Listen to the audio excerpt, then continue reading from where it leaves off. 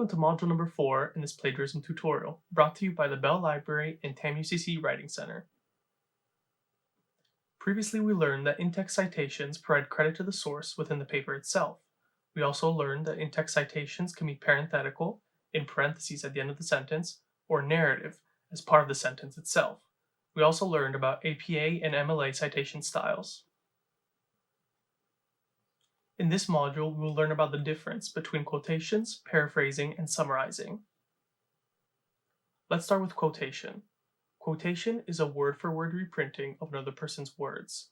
Essentially, you are writing down exactly what is written in the original source. A quotation typically has quotation marks around it, but make sure that it is consistent with the rest of the paper's citation style.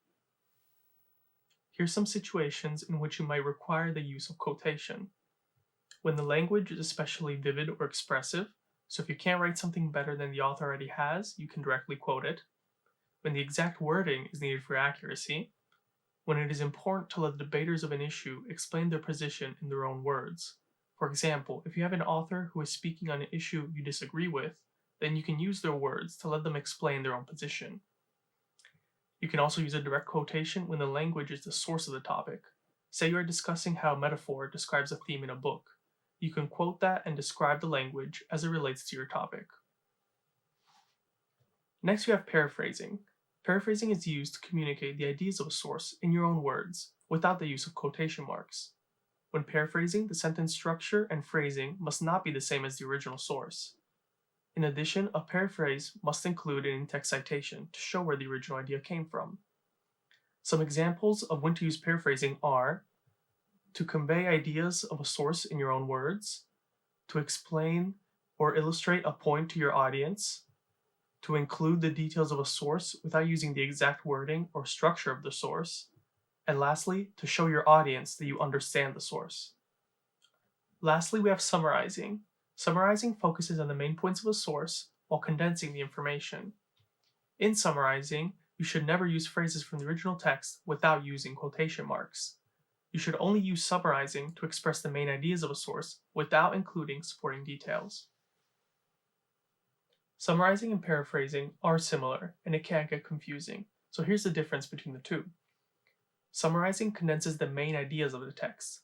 An example would be explaining to someone the main plot of a play. Here we have a summary of the main plot of Hamlet.